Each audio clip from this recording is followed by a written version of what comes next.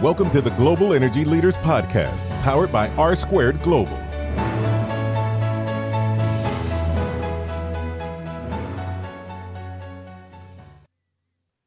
Welcome to the Global Energy Leaders Podcast. As always, I'm your host, Ryan Ray, episode 51. And today we have another reoccurring guest, Markham Hislop, who's coming on a monthly basis for us now. So we really appreciate that. Be sure and go check out his work, and we will link to all of that in the show notes. You can find him at theamericanenergynews.com. We'll link to that. And he has his own page there called Markham on Energy, which is what these podcasts, when he comes on, will be called. Now, before we get into it, if you remember the first time that he came on, he talked about electrical vehicles and when will they be a big influence into the marketplace. And he's shifted his opinion, which I learned during this interview. So I think you will really find it interesting. It's a long discussion that we have here about what's going on and why he changed his opinion. And we also talk about the Paris Climate Agreement, so you might enjoy that as well. Here's my interview with Markham Hislop. Markham, how's it going today, man? Good. How are you, Ryan? Good. We're enjoying having you on regularly, so thank you for that. It's always good to talk to a guest more than once because you can kind of explore trends and topics a little bit more in depth, you know? Yes, I agree. And I guess today we're going to be talking about electric vehicles and the future of oil, which we talked about in the first interview that you did with me. So I'm looking forward to revisiting that topic. Yeah, that's a very fascinating discussion that I'm definitely looking forward to getting to. But before we go there, since the last time we talked, there was this thing you might have heard about in Paris, and President Trump. Did you hear about any of that going on up in Canada? Oh, it filtered into our consciousness, yes. So give us your reaction to the news on the U.S. And, you know, it's real quick, just before you give me your reaction. It's kind of funny. You know, the U.S. is pulling out by 2020. Of course, we could have a new president then who could, you know, put us right back in it. But assuming that we pull out, what was your reaction to it and some of the rhetoric surrounding the discussion?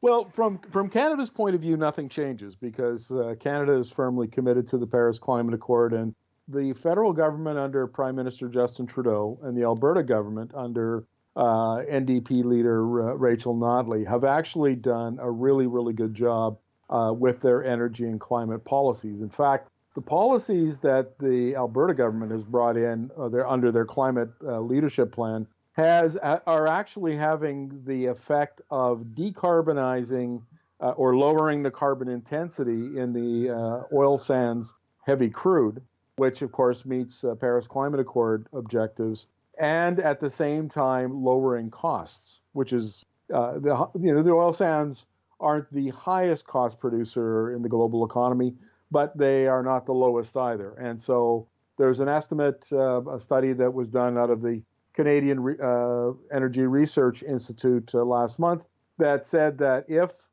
oil sands producers substitute solvent for natural gas, so instead of heating up steam, I mean, you guys in Texas are familiar with steam floods. You've used steam floods in the past. And it's kind of like that with the bitumen. You use the steam to soften it up so that you can pump it.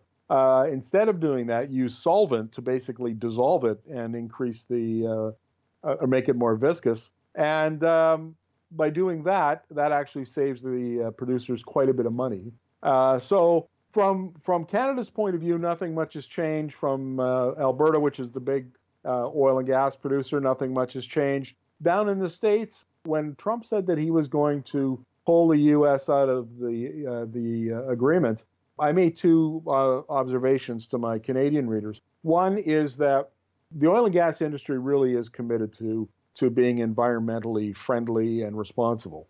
What I've been told by oil and gas leaders is that's not going to change. And in fact, it's going to continue to intensify regardless of federal where the federal government goes under Trump. And the second thing is that as your readers or your listeners will know, the regulation for oil and gas is primarily around the responsibility of the states. And the states are really not going to change much. In the Texas Railroad Commission will continue with the same policies that it had before. It's not going to change any. So really, from the oil and gas point of view, aside from some lightening around of regulations that will come from the EPA, my take on that is that there isn't going to be much change. It'll be kind of status quo. You know, one of the things that I found interesting was there was a lot of politicians in the U.S. that were like, you know, we've got to band together. And they came out and they started saying, well, you know, this local government, you know, City X is going to do it and Company Y is going to do it. And all these local entities, whether it be a business or a town or a county or whatever, they're going to follow the Paris Accord plan. And I thought, well, okay, great. There's nothing wrong with that. That's beautiful that these companies decide that that's what they want to do and it's in their best interest. And so it was kind of funny that here in the States, at least, the federal government pulled out, and then a lot of people said, well, we're going to stay in, and then people were still upset. I was like, well, hold on. This is exactly what you wanted, right? Is that it wasn't like the when President Trump pulled out, everyone said, okay, we're abandoning that. It seemed that there was a lot of people who said, okay, well, that's fine, but we're still going to do it. One of the things that's changed this time around that hasn't in past discussions around the environment and environment policy is changing technology. And the energy transition and clean energy technologies and technology change within the oil and gas industry is a keen interest of mine. I write about it all the time. There is some really, really great technology it's either developed and newly introduced into the oil patch, or there's more stuff coming down the pipeline, if you will. And I think that's, people are looking at that and they see the trend, globally for policy. They see the trend in the technology, and they can see where the future is going. And so nobody wants to go back to the 1950s, the way things used to be. And not only that, but moving ahead with some of this new technology is just good business. It lowers costs at the same time as it lowers emissions. So it's pretty hard to fly in the face of new, better technology. That's my takeaway. Absolutely. Okay, well, let's get to the cars now. We've talked enough about that, but I don't want to bog down that discussion. But let's get to the cars. You've got an article here that we're going to link to in the show notes that says that, basically, electrical vehicles will kill the global oil and gas industry by 2030 from a Stanford economist. Kind of walk us through what was in his report and what are your thoughts on his findings?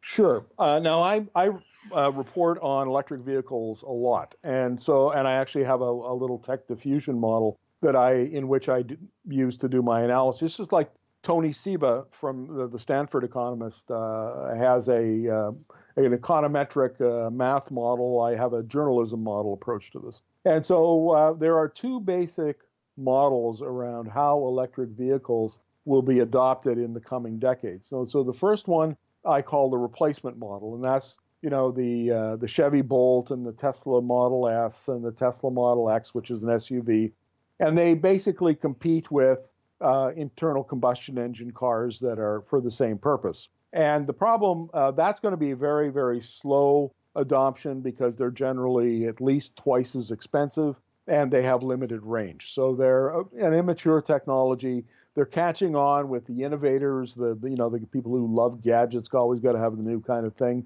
But they're really not challenging the automakers, and they're not challenging in the market share. Electric vehicles have less than 1% market share globally and about the same in the U.S. Under the replacement model, electric vehicles are not a severe threat to oil for probably at least 50 years and maybe 75 or 80 years. That's the long game. Now, Tony Seba came along, and he did his study, looked at the math of a different model. And that's where you take what he calls transportation as a service, and instead of privately owning a car, what families or individuals or commuters, whoever they might be, would call up their service company, it's like a taxi company. And they would have an autonomous electric vehicle that you call it on your app, and 2 minutes or 5 minutes or 15 minutes later, whenever you want it, the thing comes up, parks in front of your house, you get in, it takes you to where you want to go. And Seba's math shows that the cost of that per mile traveled will be 10% of the private ownership model. Okay, let me hop in there real quick. So you're saying like a Uber almost, that you can just call and it'll be an electrical car and it'll come and pick you up. That's kind of what you're saying, like a automated electrical vehicle Uber. Uber is leading the way on this in terms of autonomous electric vehicles as a service. And Uber will more than likely be a big player in this when the technology is ready in about 2023, 2025. And so that's exactly what I'm talking about. And the reason why costs are so low, and anybody who's in oil and gas will understand this, it's all about capacity utilization. So the average person with an automobile uses that vehicle 4% of the time, which is a very low utilization. Under the transportation as a service model, a company like Uber would use it minimum 40%, maybe 50, 60, 70, 80%, and that drops the costs dramatically. And so it's a what SEBA calls a disruption of 10 times. The costs are going to drop by a factor of 10. And that's the thing that's going to propel electric vehicles forward. And as part of his analysis, the study he did, he calculated the impact on the global oil industry. And which I don't agree with his conclusion on this, but nevertheless, he says that by 2030, oil consumption would drop from 100 million barrels a day down to 44 million barrels a day, basically destroying all but the lowest cost oil producers, which would be Saudi Arabia, Permian Basin, some of the other Middle Eastern producers. So SEBA is arguing for a revolution in transportation in the industry based on autonomous electric vehicles, with a side collateral damage of severe disruption in the oil industry. Okay, so let me ask you a few questions here because a couple things come to mind. If I'm in maybe New York City or downtown Dallas or San Francisco or LA, where you're in the heart of things, I could see where having if I stay in Houston, I'll use an Uber. But where I live, which is outside of the DFW Metroplex, it wouldn't benefit me to have to call a car, wait on it, come pick it up. I'd rather just own one and drive it. And so, is there really enough need for electrical cars that would be automated that could pick you up and take you outside of these large metropolitan areas? And I would imagine that those areas already have populations with low car ownership already. Anytime you're looking at a new technology, Ryan, there are two basic categories of factors that you look at least in my model. One is called the accelerators. And so the accelerators are all of those things which tend to accelerate the adoption of the technology. So lower price, greater value, higher convenience, the cool factor, whatever it might be. The other category are constraints, and those are the things that tend to slow down adoption. So in the case of the electric vehicle, it's high cost, low range, lack of familiarity, cultural issues, the structure of the existing transportation. I mean, there are just literally dozens of constraints. So if you look at it, there are far more constraints, and the constraints are much more serious under the replacement model for electric vehicles. In the what we call a TaaS, so shorthand for the transportation as a service model, then there are fewer constraints. But where this service will start is in the mega cities, the New York, LA, Houston, Vancouver, Toronto, London, those big cities that are congested, and time lost and congestion is a big cost to business and individuals, and places where they commute. So that's where it'll start. Once it gets established there, then we'll see if it moves out into the suburbs. We'll see if it moves out into the smaller cities, into the towns. Maybe it won't. Maybe we'll have a situation where these TaaS companies will operate primarily in the downtown core of the big cities and maybe out into the nearby suburbs. But beyond that, people will still continue with their private ownership model. There's a lot of ways that this can evolve, but the fact that the cost drops by a factor of 10 probably means that this model is going to catch on to some extent. Okay, and one quick follow-up on that. If the cost of these type of cars drop by a factor of 10, what would that do for the cost of a regular pickup truck or an SUV that someone might have that's not in these mega cities? Well, just to be clear, under the TaaS model, you wouldn't own a pickup truck or a car. Right, I got you. Yeah, because it would be gone all the way. Yeah. Now, if you're living in Midland, Texas, where most of my Texas buddies live, and where our Texas office is based, chances are that you would continue to have a pickup. Now, I just did an interview with the chief engineer of a company called Havelaar Canada, and they're building the first electric pickup truck. And it'll be he was a bit vague on the pricing, but it might start, at somewhere around $60,000. And the advantage, of course, of the electric vehicle is lots and lots of torque. So if you were out in the oil field and maybe you needed lots of torque to lots of power to carry around a big welder, a portable welder, or you were hauling things, or that kind of a job, then an electric pickup truck could be very handy. It could pay for itself very quickly. So those kinds of things are coming, and a decade from now, you may very well have a pickup truck, electric pickup truck, and they might be more common. At this point in the game, that part of the industry is still very much in its infancy. Okay, well, you said you disagreed, and I want to get to why you disagree with some of his findings in a second. But first, just kind of set a number for us here. What percentage of oil consumption comes from motor vehicles in the U.S.? So if we're looking at the U.S. market, we say, okay, well, we get out this many barrels. How much of that is being used by vehicles today? 44%. Okay, so 44%, and that's why your article says, hey, guess what? If this comes true, it would basically be a huge blow to the oil and gas industry, especially in places like where I live in Texas. Yeah, yes, that's absolutely right. Now, I mean, quite a bit of oil, I think it's about 25%, gets used as feedstock for petrochemical plants. Another 9 or 10% is used by airplanes. The chances of electrifying airplanes is pretty much nil. A bunch of 4 or 5% gets used in marine shipping. So, which uses bunker fuel now, and maybe they could move to natural gas, compressed natural gas. Maybe not. Trains used 4 or 5%.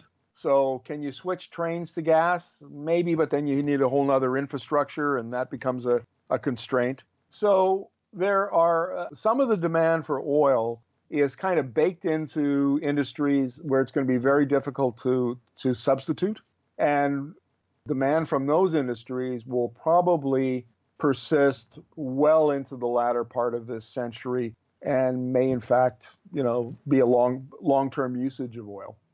Taking a quick break in the action to thank our sponsor. For over 20 years, R Squared Global has served the energy and infrastructure industries. With offices in Texas, Alabama, and Louisiana, R Squared Global offers engineering, survey, right-of-way, and GIS solutions. For more information, please visit www.gor2.com. Okay, so tell me, what do you said you disagreed earlier with some of his findings, some of his math maybe. Where do you think he got it wrong, and why do you think he got it wrong? In my opinion, Tony Seba did something that all of the electric vehicle boosters do. Ryan, have you ever read anything by Bloomberg New Energy Finance about electric vehicles? Yeah, a little bit, not a lot, but a little bit. Well, there are a number of media out there that are like Bloomberg New Energy Finance. And when they're always hyping electric vehicles, always talking about how electric vehicles are going to take the economy by storm and they're going to kill internal combustion engine vehicles. And the reason why they make those kind of predictions is because you'll remember back a few minutes ago, I talked about that there are always accelerators and there are always constraints. Mm-hmm. Well, if you sit down with a spreadsheet and the only thing you look at is accelerators, then of course the world looks very rosy for electric vehicles. But if you include, as I do, in a balanced model and you weight the accelerators with the constraints, that gives you a much more realistic view of what the timelines are for these kinds of things. So Tony Seba says, it's going to start in 2020 because autonomous driving technology is going to be available. Well, the Lux Research has a team of analysts dedicated specifically to autonomous driving technology, and they say, no, it'll probably be more like 2025. Then he assumes that just because the price of the price of transportation drops by 10%, that everybody at every place is going to use it right away. And as we just discussed, the chances are that it'll catch on in the big cities where there are congestion issues and air quality issues and other issues. And it'll probably catch on last in the smaller communities, the rural areas, small cities, that kind of thing. So I see that even if TAS offers all of these benefits and gets pushed by government with a policy push, that you're probably looking more like 2050, 2060 before it has a significant impact. It's almost like a rule of thumb these days, Ryan, that if your listeners read something and they say, this technology is going to have this tremendous impact in a decade, add 2 or 3 decades to it. Yeah, use a factor of 2 or maybe 3, huh? Well, you know what, people, The Gartner research outfit came up with a model that is called the hype cycle. And it's got a really weird hype cycle curve. It looks like a big, well, I won't describe it because I can't do a very good job of it. But anyway, the important part of what Gartner did is they said in the early years of a technology, there are people like the developers and others that are related that get behind it and hype the technology. We see it with solar, we see it with wind, we see it with so many clean energy technologies, is that, the environmentalists or the clean energy media, all of these guys, they hype all the time. And it gives you, and because they're talking about the future, I mean, we won't know for another 10 or 20 years whether they're right. So it's really hard to call them on their exaggeration, on their hyperbole. But the work that I've done demonstrates that this process is the process of transitioning from fossil fuels to clean energy is a century-long process. It's rooted in the basic thermal efficiency of electric motors versus fossil fuels. Electricity, electric motor, the thermal efficiency is around 80%, 85%, and for an internal combustion engine, it's 15 to 20%. So real quick there, we hop in. So what you're saying is basically the first time you came on this show, what you're saying is that this report, in your opinion, hasn't really done anything to persuade you to look, your outlook to be any different then. Well, what it did is no, I wouldn't say that. It changed my attitude towards electric vehicles in a big way. Oh, okay. I was saying that electric vehicles would be 50 to 75 years to market dominance on a global basis. So in the U.S., and Canada, it might take 50 years. In places like Africa and Asia, it might be 75 years, roughly. But what CEBA's study did is demonstrate for the first time what I call the iPhone effect, or the iPhone moment. And when the iPhone came out in 2007, you could buy a flip phone for probably $100, $50. They were cheap at that point. But the iPhone was, I think it was $600 in the US. I think I paid $800 up in Canada for mine. But you bought it because it really wasn't a phone. It was a mini computer that just happened to make phone calls. Right. And whereas a flip phone would do 6 things, maybe you use it as a calculator and a few other things. With all the apps that come with a smartphone, you can do 6,000 things. And you can replace probably 15 or 20 devices, like alarm clocks and flashlights and all sorts of things. I mean, it's a fantastically valuable kind of a device. And so it went from zero to almost complete market dominance in less than a decade. And when you have a really, really big boost in value, like you do between the iPhone and the old flip cell phone, then technology can just explode out of the gates. And the TAS model has the potential to be an iPhone moment for electric vehicles. The replacement model will never, I don't foresee that there will ever be an iPhone moment, but the TAS model could be. And I think, not 13 years, but maybe 23 or 33 years, but that's a lot less than 50 to 75 years. Right. So it could almost potentially cut your prediction originally in half then. Yes, and I think that I sent out the CEBA's study, to a couple of experts, including Dr. Fred Beach at the Energy Institute in Austin, and had them look at it. And they said, "Oh yeah, the math is fine. We understand the math. It's just that they agreed that the CEBA had not calculated in some of the constraints that I've talked about, and that would slow it down. But the math is good, and the value is there."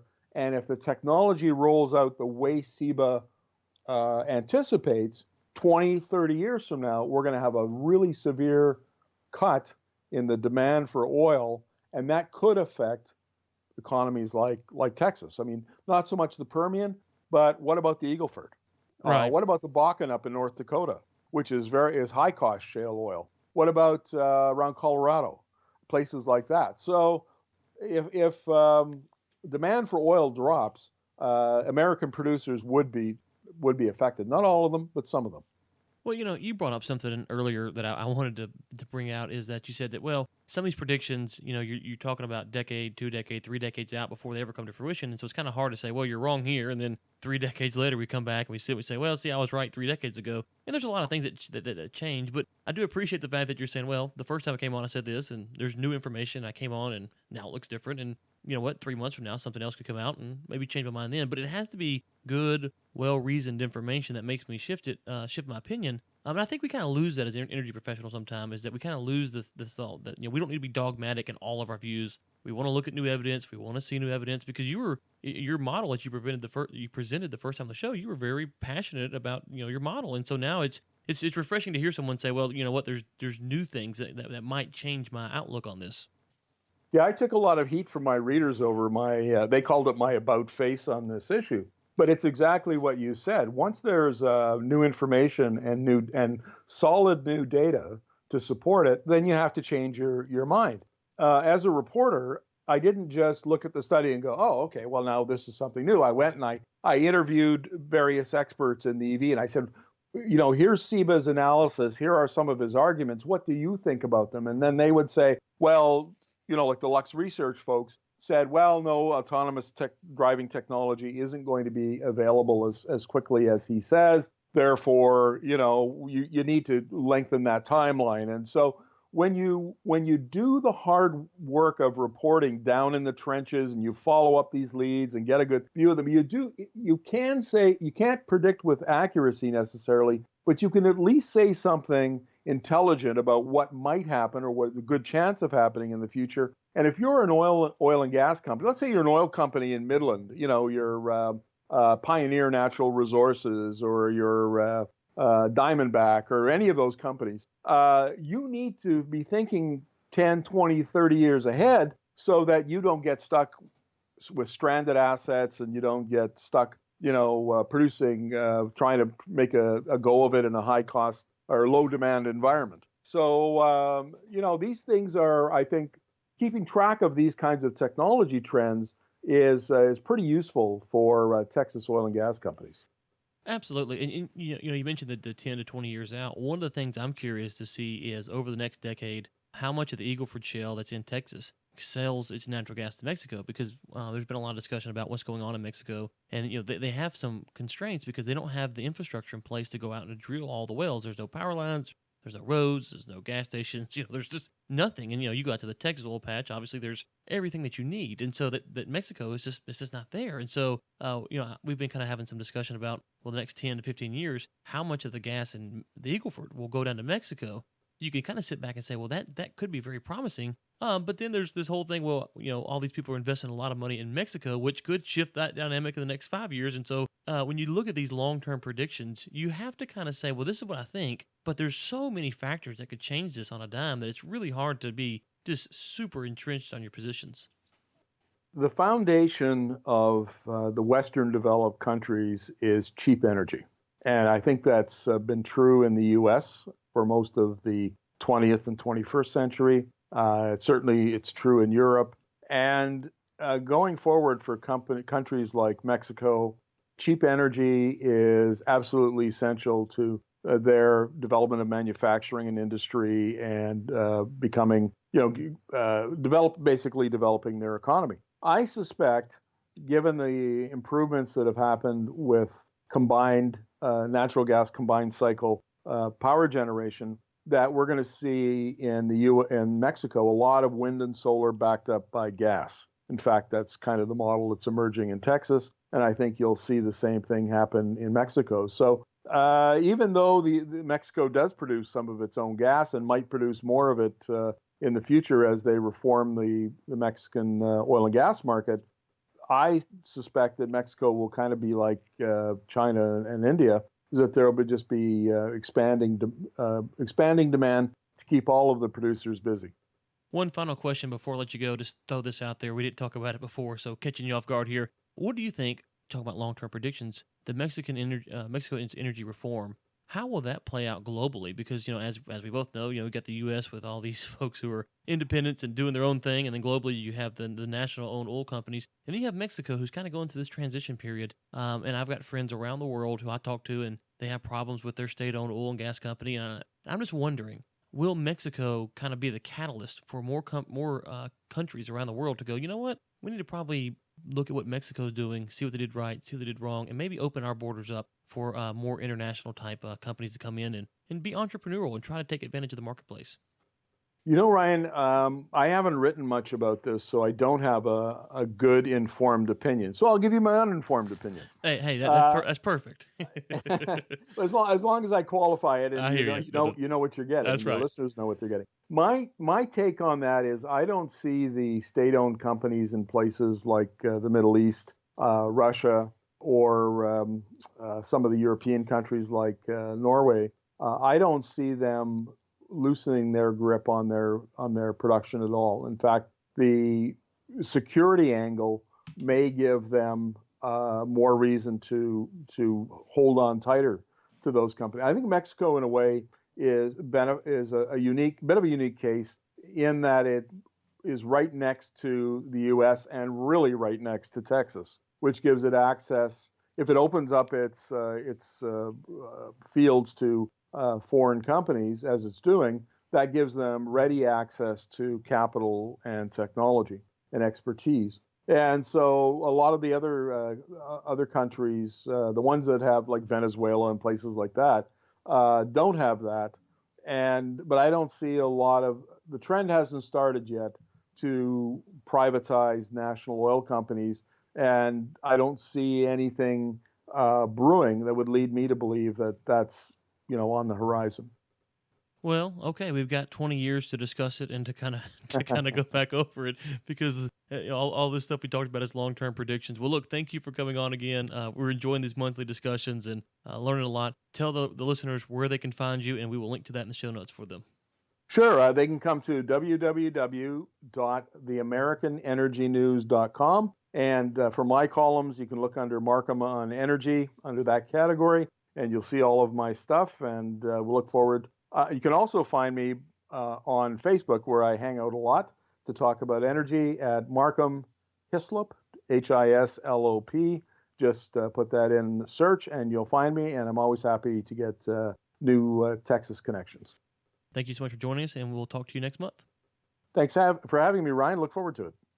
Thanks again to Markham for coming on. And really important to note there, as energy professionals, we need to step back and say, okay, this is what I believe. This is the data that I have. And as that data shifts and changes, it's okay to go back and re-examine what we thought was right, and what new information comes out, and how to view energy as a profession, and what's good and what's bad. And so I appreciate him coming on saying, hey, you know what? A month or two ago, I thought this, and I've held that position for a long time. But now, you know what? There's new information out, and maybe I was wrong about that. And that's okay. We can appreciate that. And that's what we love about this show, is getting out there, discussing the issues, and trying to make sure that everyone is well informed about what is going on in the energy profession. One final thing, if you could leave us a rating and review in iTunes, it really helps spread the word about the show. We have had on some amazing guests, and we want them to get all the publicity that they can when they come on our show, and we want to get our reach out there as far as possible, because we really think that what we're bringing to our audience is of value. And if you agree, take just a few seconds, go to iTunes, leave us a rating and a review. We would really appreciate it.